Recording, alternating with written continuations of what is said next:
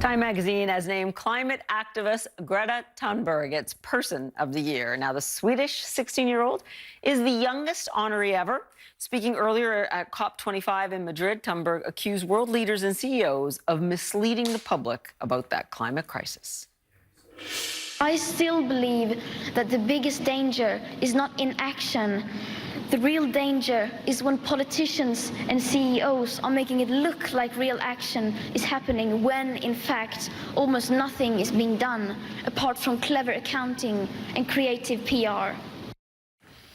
Tough words there. Now, back in the pages of Time, Thunberg appears with the winners of 4 new categories. Disney CEO Bob Iger has been named Businessperson of the Year, getting his own illustration, do you recognize, featuring the Baby Yoda, the new star. 2019, to say it was a big year, understatement of the year. Disney acquired 21st Century Fox, launched a streaming service, and raked in close to $10 billion at the box office so far. Frank Pallotta has been doing the numbers all year long.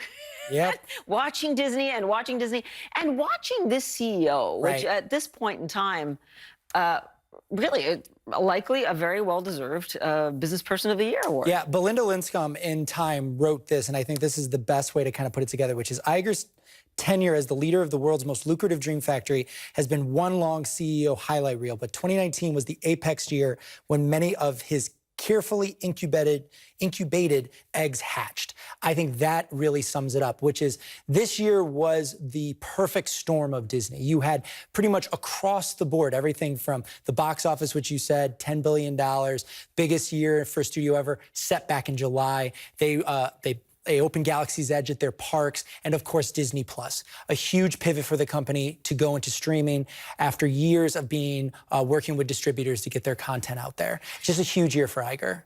He's been at the helm how long? About 15 years. 15 years. And where does Disney go next? Well, this year was really a dominant year for Disney. So the theme of this year has been dominance.